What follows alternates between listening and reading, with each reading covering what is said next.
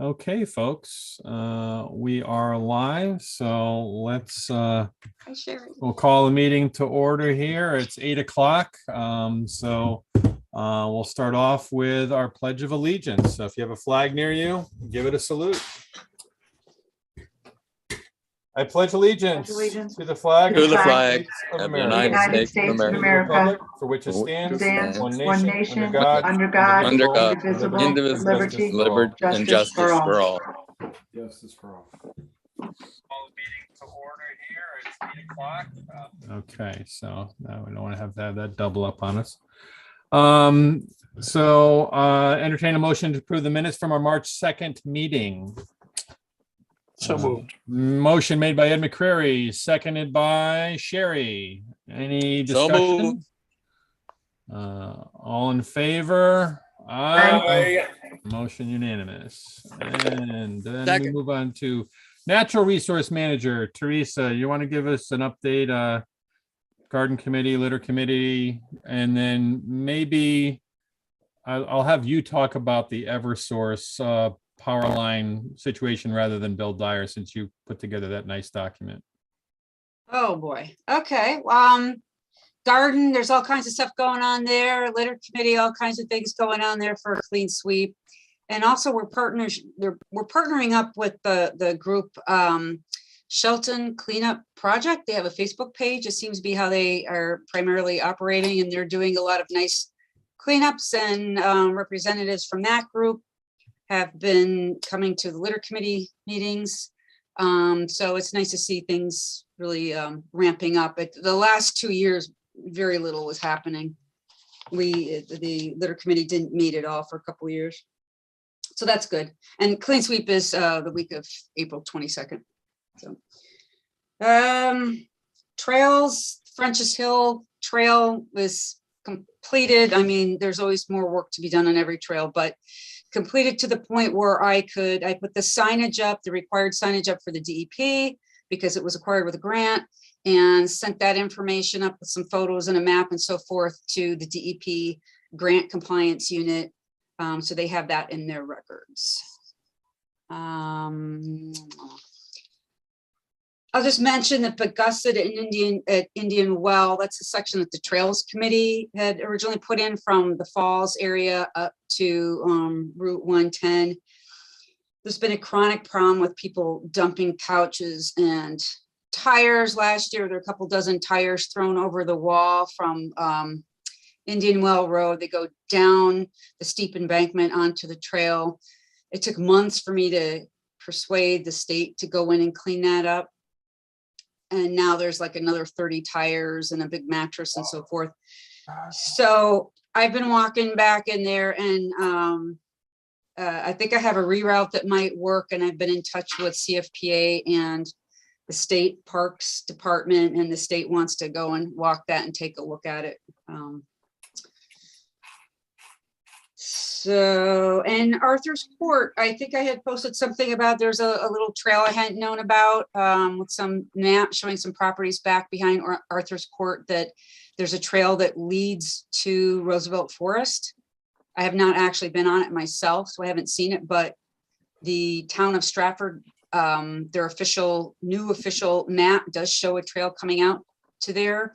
There have been some issues with people who wanted to go walk it, and there's a neighbor at the end of the road who is chasing people away and saying you can't park here. And so I've been working with the police officer to determine whether people can or cannot park there. It should be up to the city of Shelton to make that decision, not the homeowner nearby. So we're still working on that. But one thing I did run into today is I realized that is where actually the old Bagusset used to go down and go into Roosevelt Forest. There's an old road back there off of Arthur's Court. Tommy, you doing a screen share? Yeah, this is the city's GIS showing Arthur's Court, the cul-de-sac. Right, okay. Yeah. If you take your arrow a little to the left, see that right of way that goes from Route 8 down into Stratford, a little to the left, narrow strip. Okay, here. Right there, that thing. That is the old Beaver Dam, Beaver Brook, whatever. Beaver Dam, yeah. Beaver Dam. So that that continued on down, and then to the north, it went up and connected with Armstrong Road. And that's where the Augusta Trail used to go in the 1940s. It's being Armstrong Road here. Yeah, so it used to come out right where, you know, that the entrance drive is into the shopping center there from Armstrong. Mm-hmm. You see where that is, right? No, from Armstrong. Keep This going. part. No, a little down, a little bit further. Oh, the Right back there, there. that yeah. thing. That's where the road came out. And so that's where the trail came out, and it went down below. I don't know if it's neither here nor there, but I just found it interesting that I have a map from 1946 that shows that.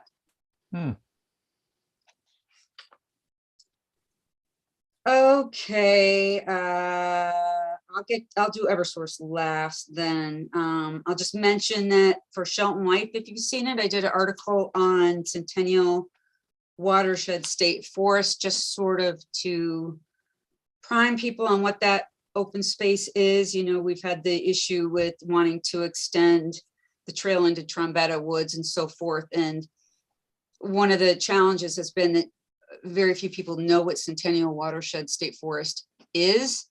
And there's 940 acres of it in Shelton. So there's a 2-page article in there. Nature. Very good. This issue of Shelton Life is really good. There's It lots is. of, It it's is a good There's lot. issue. Yeah.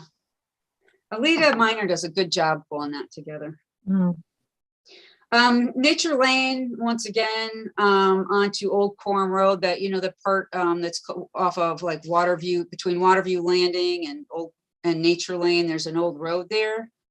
Again, there's problems with dirt bikes. I've been getting complaints, so I'm working with one of the neighbors there. There's like a dirt bike track on, it's private land owned by the whole Wesley Heights development in there.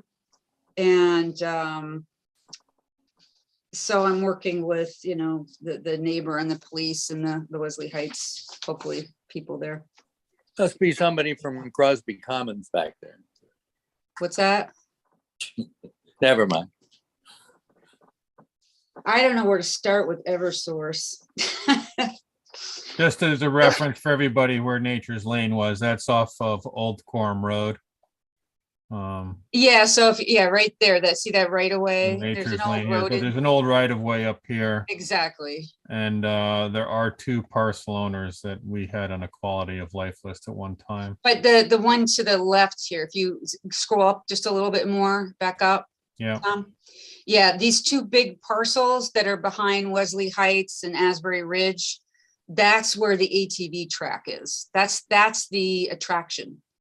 And a couple of years ago, I actually contacted them, the property manager. It's the same for both properties, I believe. He didn't know anything about it. And so I had suggested putting up no trespassing signs because, you know, at least that gives the police the right to arrest someone for trespassing.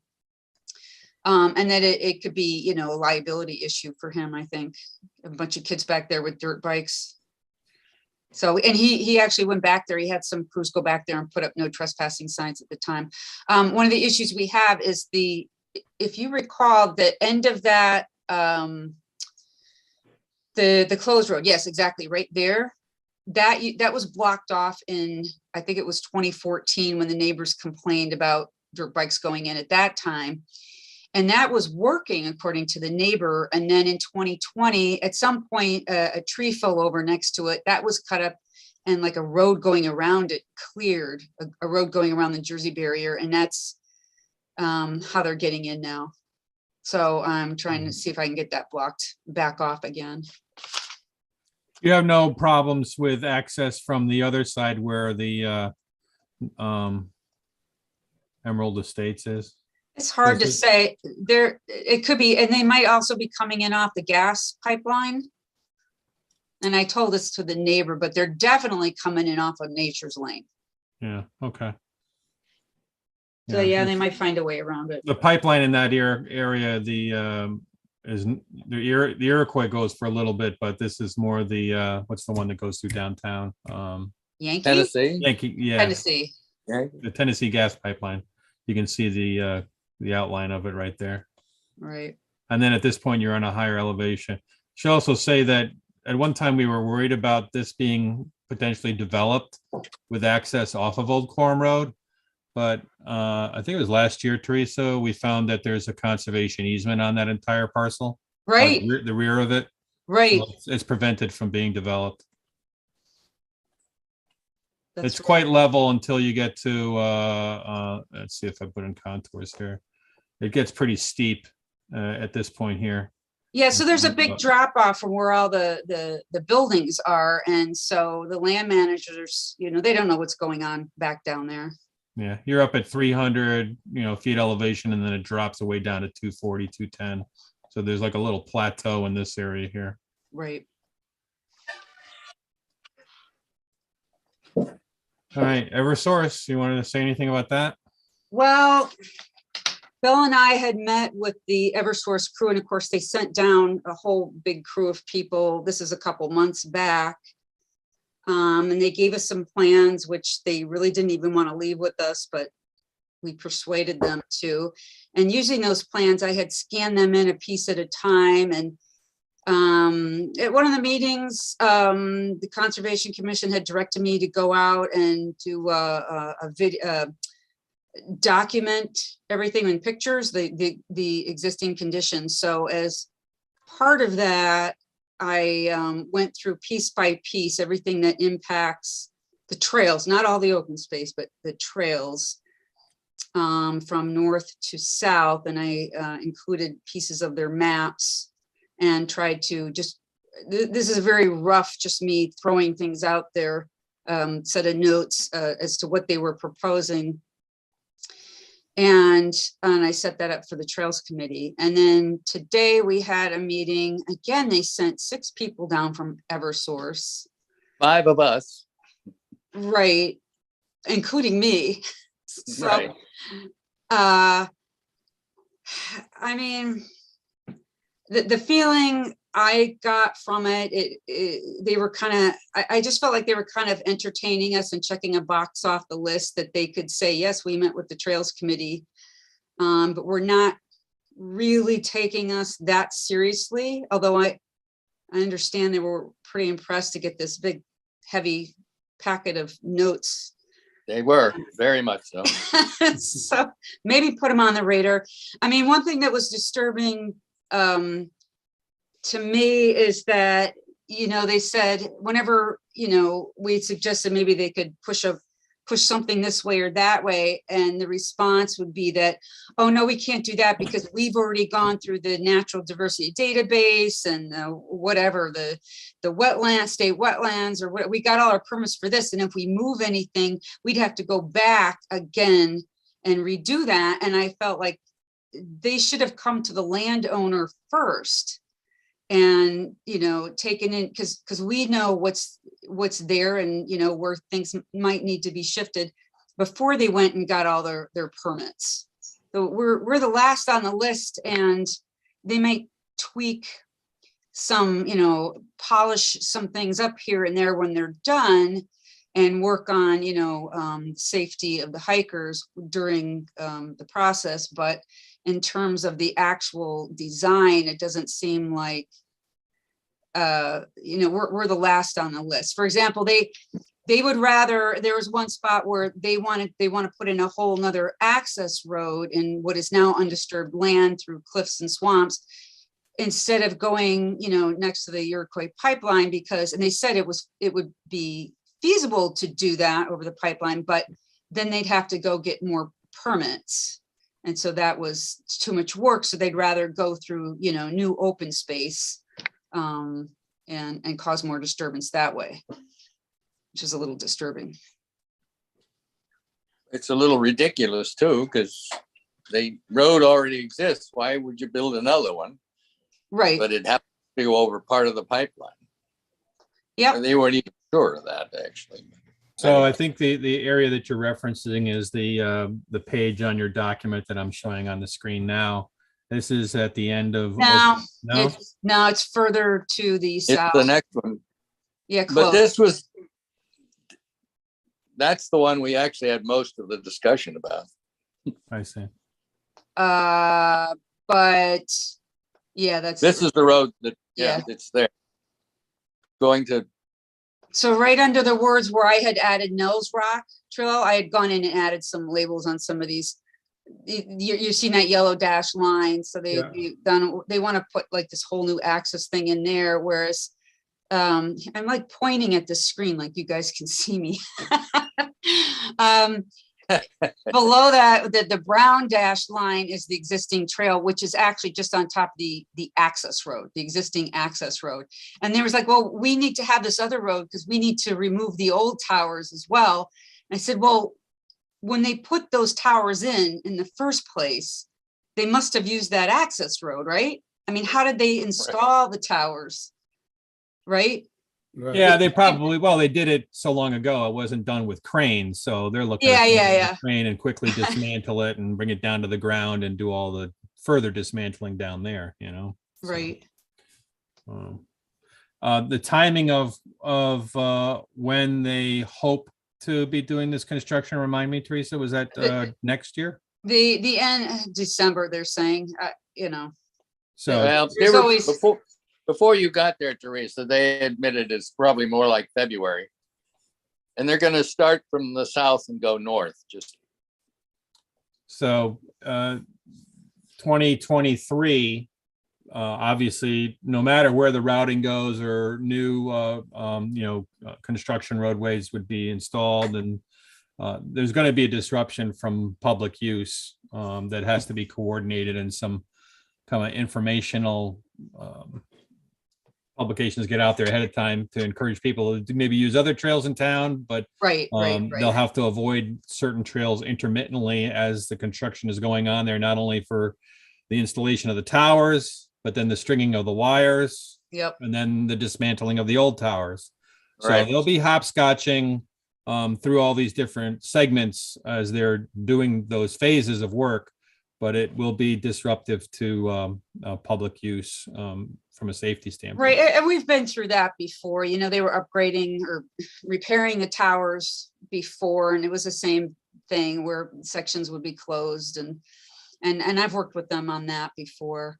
I think one of the outstanding questions or issues we have is they want to upgrade a lot of these access roads, except any place where they're in a wetland regulated area. In those cases, you see that yellow hatching. That's where they're putting in temporary timber pads that are then removed, because those are sensitive areas. But all the other areas, they just want to do these big gravel roads. So one of the things is I finally got them cornered on, give me an example of what this is going to look like, because there's such a variety. I've seen, access roads that I thought were fine and not a problem, and then others that are just horrific in terms of, hiking. So I suggested Black Rock State Park, because I'd been there last year and there was work going on there, and they said, yes, that would be a really good example. So I want to go up there and get some pictures and so forth. The same construction manager did that one that will be doing ours. So that's Right. a really good example. One of the biggest issues we had was at a couple of, well, actually only one map back at Great Ledge. For some reason, they want to go like halfway up the cliff there and put in a third post. And so, we stress that Great Ledge is a landmark in Shelton. The name goes back to deeds in the 1700s. And it was already damaged somewhat with previous construction, but we don't want to lose any more of it if we don't have to. And so the Trails Committee members had suggested going out into the swamp a little further. Further back. Yeah. This one? No. That's Tower You're going 13. the Scroll wrong up. way. Scroll up. Yeah. Yeah, there. These? Yeah. The next map.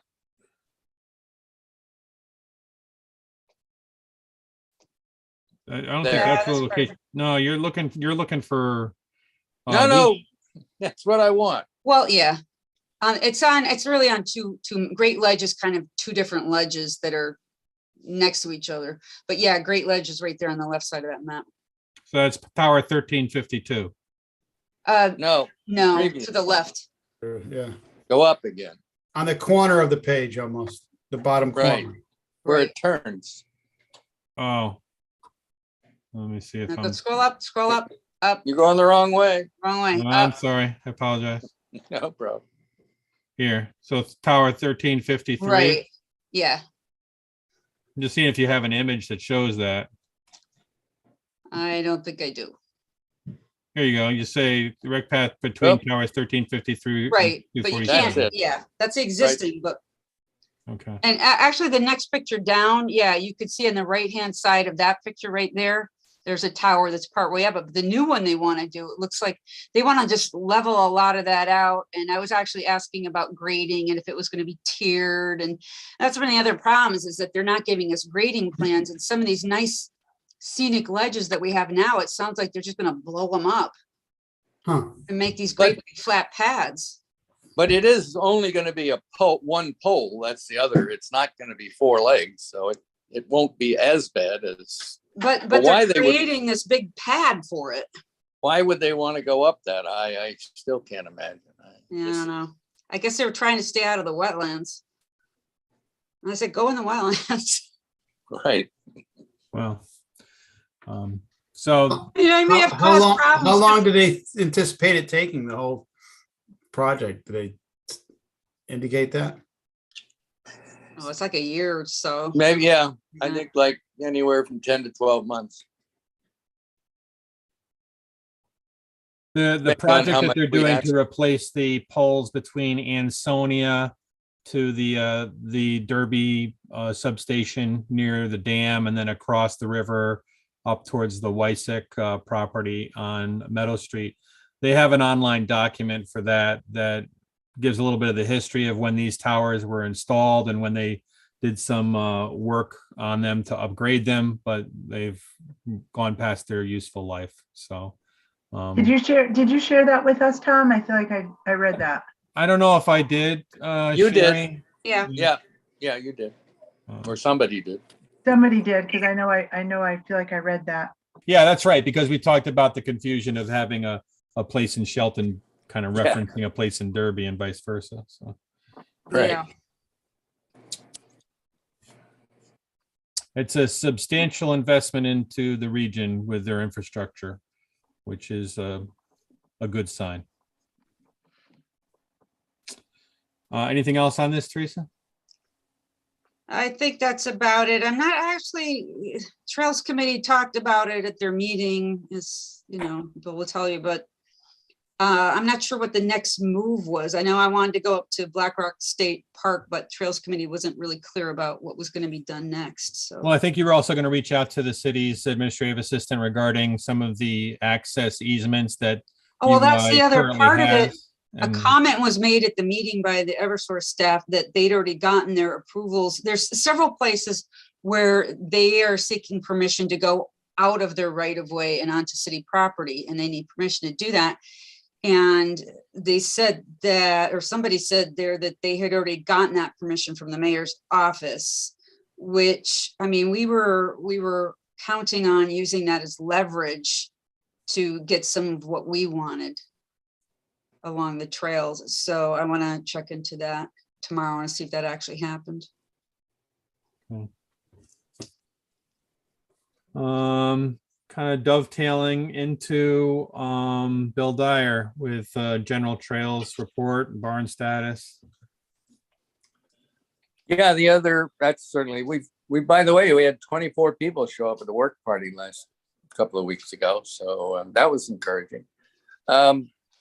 Yeah, we've kind of been very slow getting the barn polyurethane. We did have the city, we requested, and Barry Roche and company came in and put a drainage pipe parallel to the fence up above our driveway in there, and then actually brought another pipe down to the one that they had installed in the fall. So put in lots of rocks and whatever. So hopefully we won't have any drainage issues coming down through the parking lot. And we're going to, Allison and we're going to be planting a lot of flowers and ferns and trees to the left of the barn. So that's moving along. Hopefully next week, when the weather is warm, they will have no excuse not to finish up the polyurethane. The O'Berrien Company did put enough gravel so that we can now drive smoothly in and out of the barn. So ideally by next meeting, we will be meeting in the barn with electricity, and we'll find out. But anyway, once we get the polyurethane done, then we can start putting hooks on the walls and all the other things we want to do to get it to fit it out. Bill, I understand the mayor or John Angleis wants to have an opening with the aldermen there. Right. I talked to John about that. What? So why don't I you did, plan I that talked for Trails Day? That would certainly be a good June the 3rd or All right. 4th, whichever. Yeah, why don't you plan that, and we'll let the aldermen know that they should be there. Okay? All right. The mayor We're planning to probably won't be there for in that the too. morning, but we could certainly have it in the afternoon. We're signed up to have a Trails Day hike, but that would be from like 9 to 11, so we could certainly do it at noon or 1 o'clock or somewhere in there. Yeah, let's make an event of it, I think the mayor Right. wants that. Absolutely. Why don't you get those musicians over there? Well, like we had the first time, that was pretty good. Oh, I wasn't there, so I don't know. But Oh, anyway, that was good. We should do that. Have a little refreshments. We should make absolutely. Talking about the rec path opening back in 2012. Yeah, Right. Yeah, that's I a think 10-year anniversary of that, as someone mentioned at our last meeting, right? Or do you want to do something, because, like maybe in the fall, because this fall we have the 10-year anniversary of the opening of the rec path, the 25-year anniversary of the referendum purchasing all the Shelton Lakes, which is a big thing. And then you could have the opening of the barn. Right now, the barn's not even, well, I don't know where it's going to be Not in ready, June, but yeah. well, it's a target date to get it all done, and I think I don't think the aldermen want to wait till the fall. I think they want to do it now. Fair enough. So I think it's kind of important now because there's some things that are coming up that I think it's good to let them know what we do. Also, I think it's good for the city that we have a place in things and let them know that we serve a purpose. So the more we can make this a big deal, probably the better, honestly. It'll go a long way. So I throw that out, and maybe we can talk about the next meeting. But I think music and refreshments and all that stuff would be good, and get it on the mayor's calendar. Sounds good to me. Yeah. And then in the fall, you can have another one. That means Bill, is the these water two line- articles in is the paper. water instead of line one. done? Is the water line in? No. So But what's holding that up? Well, we just sort of haven't made that much of a priority. We have a hose available that runs from the. Who was going to do that? Well, it was going to be Dean, but Okay. Well, let's get that done by June. If you need help getting that done, let me know. Okay. All right. All right. All right. Anything Is else? that it? Everything else done? They're waiting for warm weather to do the some of the final painting on the interior. No, I know, but I mean, that'll come. But I mean, anything else need to be done by the city? No. Well, the electricity. Yeah. I mean, we got electricity in the barn. Now we got to put up lights and outlets. Is Chris gonna do that for you? Yep. But like everything else, it's a matter of when. We know who, we just don't know when. All right. Well, we got to get it going. Okay. So the electric and the water. Okay. Public Works did some work on, there was some drainage issues on the roadway. They Brian came out there with a team and they put in some perforated pipe to direct the sheeting of drainage that was occurring there. So I think with all these little projects, it's kind of squirreling it into Totally separate, Tom, honestly, totally Okay. separate. Doesn't have anything to do with what we have to do with the water and the electric. That's totally different. But I got it. I know what's going on. So we need the electric and the water and plan on a June thing and we'll do it. Okay? Good. Good. Get it done. Great. Anything else, Bill? Nope, I think that's enough. Okay. Ed McCreary. I'm not sure if Ed is honestly asleep at the moment, but Ed, are you there? He's here. He's hiding. I He's think muted. He's muted. Ed, you're on mute. yeah, I think let me do an ask to unmute. Maybe that helps.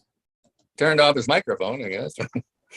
Yeah. Yeah. Well, anyway, I think I'll move on to just reviewing some of the P and Z items. Just update the one on Ivy Brook where there was 63 dwellings, and our letter was read into the record a little while back. There's been no decision rendered. The 25-acre purchase of property on Old Mill Road. Since our last meeting, the Board of Aldermen, the P&Z took up an 824 referral at their March 8th meeting to give approval to an action that the Board of Aldermen had already taken prior. And then on Wesley Drive, I just keep it on there because I sale that open space. I'm not sure where that money ended up going. Just gonna mute you for a second, Bill, because there's some noise in the background. And then there is an 824 referral for Mohegan Road as a purchase for open space. And let me do a screen share on that 824 I was referral. surprised that lot where the brick concrete building wasn't part of that. Yeah, there's a for sale sign in front of that. Wasn't now. that the original intent of that? It was Well, to take that piece as well. Roll through here. No, is Ed going to be part of the meeting or what's going on with that? How can we get his attention? I'm gonna give him a call. Because this is his baby over there. Yep, it is. Yep. Ed Yeah, you notice there's while he's doing that, there's a for sale sign in front of that little, That's what I'm talking about. yeah, that little barn there, or garage, whatever it is. Yeah. Yeah. Yeah, I'm gonna use the city's GIS system to scroll It's over right there. next to that. The parcel we're talking about is right next to that, but I thought Yeah. that piece was included originally. I was surprised they refer to Mohegan Street and they Yeah. go through that whole thing and they put the wrong name of the road on there. Yeah. Yeah. Well, and you can't see Ed in the video, but I think he might be napping. I tried calling him on his phone, no answer. So All right. let me try calling. Who requested a meeting at 8:00 anyway? Bill Dyer. Okay. And And Bill's muted now too, so you better open him back up. yeah. Let me try. I only have Ed's mobile number, which he's not answering. I don't have Kit's phone number. So All right, let's keep going. okay. Well, let me I think we want to give it a favorable 824 referral.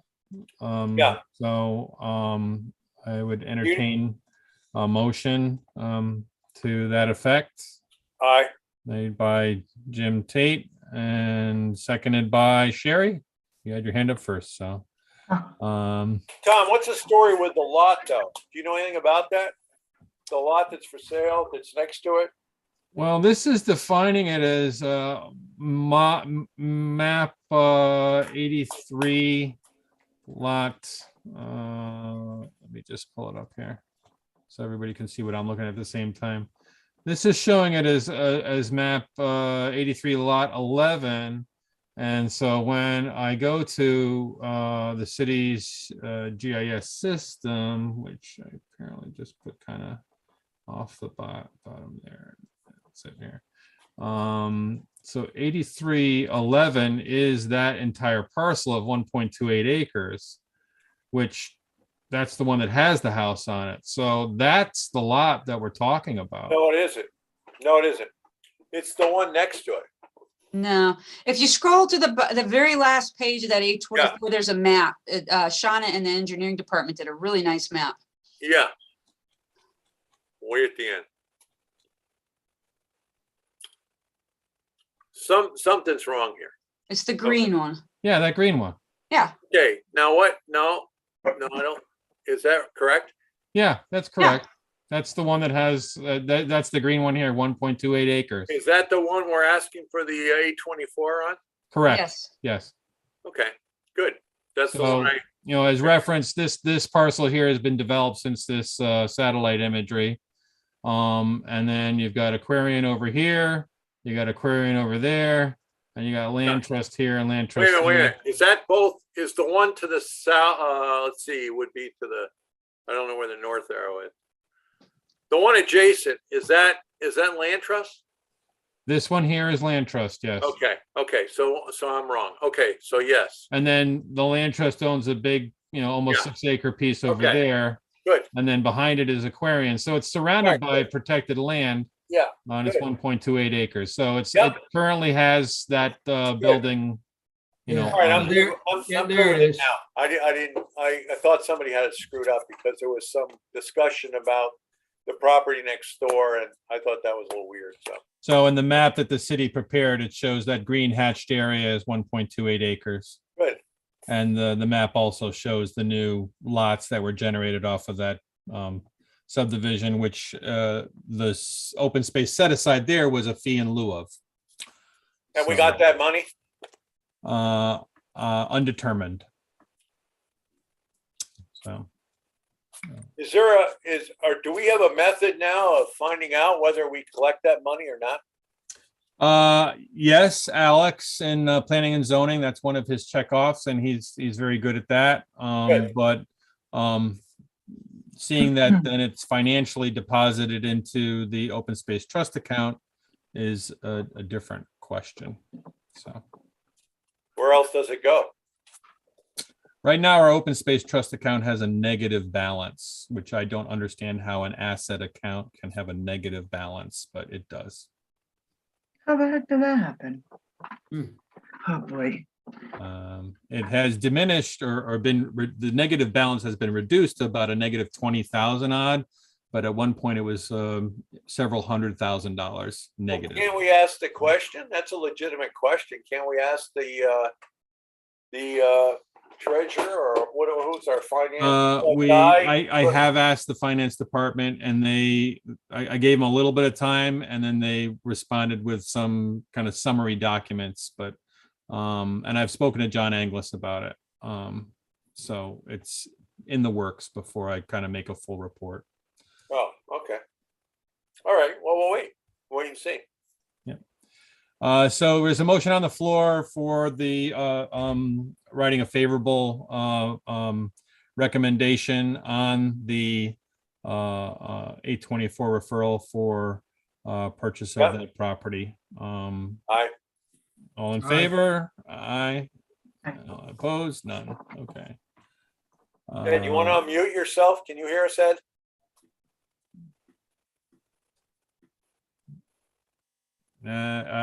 You're still on mute there, Ed. I can't hear you. Ed, you're unmuted. You're muted.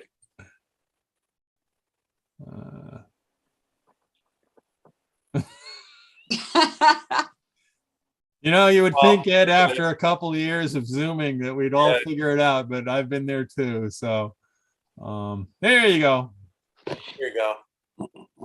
Good to go now. Okay. We were trying to get a hold of you. We were trying to get a hold of you about 20 minutes ago, but it didn't work. Not true. So this was a parcel that Ed had worked on through Aquarian and with the mayor's office. So it's good to see it come to this point. That's a great one. Small, All right. but good. Is the water company going to pay for part of it? Do Good we job. know? Yeah, I think they are. Yes. Like half They're of, they're purchasing a conservation easement over it. That's how that's working. That's in the documentation that was sent to you. yeah, like 80,000 of it or something like, I think they're contributing 80,000 or something. Oh, there was, oh, good.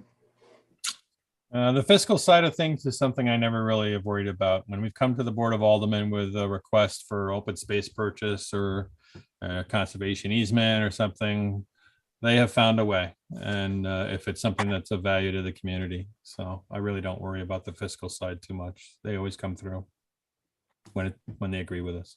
Well said. Okay, next. So next item, I'll go backwards to the canal, Shelton Canal locks. Ed, is there any update to add about the Shelton Canal locks? I mean, not a whole lot. We did meet again to review the last two candidates and their proposals, and made a recommendation to the mayor. I haven't heard back yet from Paul what's to be done. Presumably be asking them to submit a more formal contract. Okay. I know it's on SEDC's meeting for, I think it's next week. Their board meeting. Yeah. So they have their meeting next week. Yeah, it's Tuesday the 12th. So okay. Moving on, the budget, the Board of A&T has released a schedule of when different departments and agencies appear before them. A little bit different than it has been done in the past. In the past, every department head had to meet with the Board of A&T. It is a joint meeting with them and the Board of Aldermen. They're not requiring a head of the department or commission to appear, but our item is pretty easy every year. But ours is being taken up tomorrow. So just amending what was mentioned in the agenda. And then open space trust account, I had the status there as referenced just in our conversation a little bit earlier. The current balance, as I had been last reported to me, was negative 24,000. So Hey, Tom, yeah, we just skimmed over, you had new application to change zoning Schedule A for agriculture aspects. Did we just? sorry. cover that? Yeah, sorry. I'll go back to that. Just to keep people informed, I don't think there's anything that we have to comment on it, but the public hearing is still open.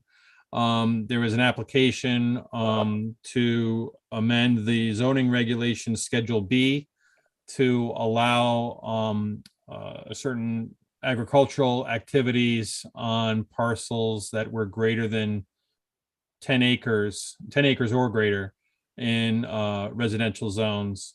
It was an application made by Stone Gardens, and they're looking to expand their retail facilities, and it generated a fair bit of commentary on certain Facebook pages. But I believe it's going to pass, I would hope. But it's interesting that if you wanted to put a building to retail your products on a parcel A, when maybe your farm is detached from that, you can't do that with our current city regulations. So this would allow Stone Gardens and others to have a retail location of their products and produce generated in Shelton, in maybe a high traffic location on maybe an arterial road versus a way back and beyond where their farmlands are located. So I look at it as a positive. Would it allow a retail location in a residential zone? Not well. See, I don't know that retail would be the right word for it, but if Well, you've a got, traffic generator in a residential zone. well, right now, let's say you had, a 50-acre parcel and you wanted to put up a, what they call a farm stand, that's allowed, up to 300 square feet. But then when you get involved with the health department, wanting to have, your staff have, place to wash their hands and hygiene and everything else that's needed for certain produce that has to be washed before it can be sold. You can't do that in a 300 square foot, basically shed. So the city regulations don't address that, and this would allow that to occur. Yeah, but I understand that. Are there limitations on the size of the structure? Yes. Like, Uh, what is that? I'm going from my memory now. I can pull it up, but I think it was 6,000 square feet was a maximum. There was a certain amount of parking spaces allowed per other similar city regulations for parking, and that the parcel of land that this kind of thing could occur on would have to be 10 acres or greater. It was a modification to, or an amendment to Schedule B, and would be Okay. referencing just the R1 and R1A zones. All right. I can pull it up if people want to review it a little closer and provide any commentary on it, but they did continue the public hearing because there was some questions. Just curious because like across the street from me, I have Laurel Glen Farms. Yep. And it's decidedly a 6-acre piece in a residential zone. And there is quite a bit of traffic that comes to that facility. And because they need workers there, they park on the side street. And the neighbors here are not too happy that there is this extra traffic in the area that does not off property. It's on the side streets. Right. And it looks like, that's not really appropriate for a residential zone, I don't think. So I think you have to watch that one very carefully a little bit. Anyway, I throw it out just because there are some of the, why would you want, and honestly, some of these cars that you see, they're from Massachusetts, and they're not from around here. So it's a little Well, weird. what I would say that because my neighborhood, not that it has that situation you're describing, but there are some new property owners in my neighborhood, and their car registrations are from New York or New Jersey, and whether they're here temporarily or they just haven't changed their registrations over, I don't know, but there are a lot of out-of-state vehicles that I see that are regularly in my neighborhood. But I get it, because the parking on my street, it makes it feel less of a suburban feel like I've always had all my life. When you have the house at the bottom of the street had an event where they had cars, there must have been 30 cars there, and they were parked on both sides, and there's barely enough room for me to get through and have opposing traffic come at me. So I can see where it's not beneficial. But I did screen share here the text amendment, and it's basically 10 acres or more to sell farm produce, packaged meat and poultry and other products, with 50% of the sales produced on premises or in Shelton. And the I building. think the key is that parking needs to be on premise. Okay. It's really one of the things that are important there. Okay. Especially if you have 10 acres, you should be able to find a parking lot to accommodate your workers, not have them park on the public roads. It says at the end That's not here, happening. So it says parking shall be no less than one space per 150 square feet gross floor area. So yeah. So anyway, because they're not having the parking, the employees park on site. They're having employees park on the public roads.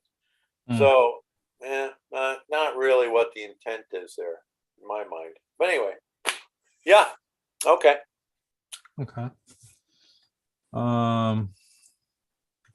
So is it the pleasure of the commission to make any commentary to P and Z, or do you want me to just communicate it to staff directly, or? Just to staff. Okay. Thanks, Teresa, for catching that. I missed that. Moving on to, there was an article in the Shelton Herald, open space abounds in Shelton, and Jim thought maybe we might want to expand on the comments expressed in that about what our thoughts are for goals and definitions or natural resource protections. And Jim, you were the one who wanted to talk about it a little bit more, so why don't you lead off? Trying to remember, that was what, last month? The only reason I guess we have to, well, in the mid-90s, Terry, Harriet, and, Tom and myself and others, we did the conservation plan and development. Teresa was around at the time, and Ed and everybody. Anyway, and there was a goal. We had a kind of a master plan goal of what we wanted to get accomplished with the rec path. We had a plan for picking up different farmlands that we thought might be endangered for development, areas that we thought might we need to buy the development rights, etc. So I think we have to revisit that. Just because I think the pressures of development are going to be, they're going to come back. They're going to come back sooner than later. And we have to be, I think, a little more plan oriented, because no one else is going to do it. I'm going to tell you right now, if we don't do it, nobody is going to look forward down the line and come up with a grand plan. They're not going to do it. It's only going to be reactive. It's not going to be proactive. So I think we need to take a look at that over the next year or so, and just try to get a new quality of life list, maybe, if you want to call it that. Change the name, maybe. And just remember, I think the thing that people don't remember is that many of these parcels were purchased not to prevent development. It wasn't for that. It was to protect the water resource corridors and the natural drainage areas, and to protect water quality and to preserve the water quality. I mean, it had a lot to do with that. So the Farm Mill River watershed, the Means Brook watershed, the Ivy Brook watershed, there's probably 3 Shelton to 5. Lakes. Yeah. Shelton Lakes watershed. These were the main corridors of preservation, and they serve us well. And we need to keep and make an ardent attempt to make sure that we preserve those properties that affect those watersheds. It's not just routinely buying property where somebody might like to buy it. No, there has to be a natural resource protection aspect of that, in my mind. Well, I think tonight's commentary supporting the 824 referral is right in line with that. It's a piece of property that abuts Aquarian, water utility, and land trust property that help to protect that watershed area as well. So I don't think we've ever had kind of a knee-jerk reaction to say, oh, there's a development, let's buy the property to prevent the development. Now, Tom, I'm not talking about this immediate group here. There are other factors involved in buying or interesting open space purchases. So let's keep that in mind. All right. Okay. Well, I think that's something we should, dig deeper on and contemplate. And like you say, our quality of life list for Tom's benefit. I don't know that we've touched upon it too much during your tenure with us, but we had a list of properties that we knew big companies like a Toll Brothers were approaching and saying, hey, you have a big parcel here, and you want to preserve it for your future generations and make a statement.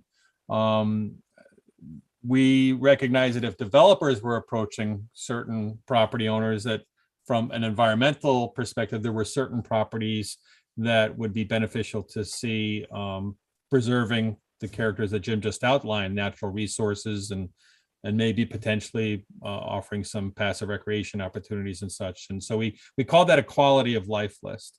Okay. And just to maintain a contact with a property owner, say, hey, we're not, just want to, what's your future plans? Is there anything we can help you with? We've been instrumental on other farmlands or property owners preserving their property with conservation easements, buying of development rights, or I think a good example of an outcome of that was Basil Dukowski, who owned the chicken farm over on Buddington Road.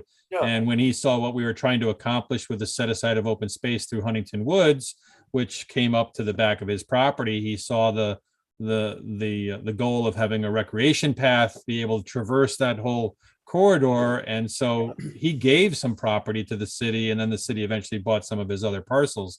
But he saw what our vision was, and so that kind of communication and dialogue that happened over many years ended up in a fortuitous acquisition of his lands.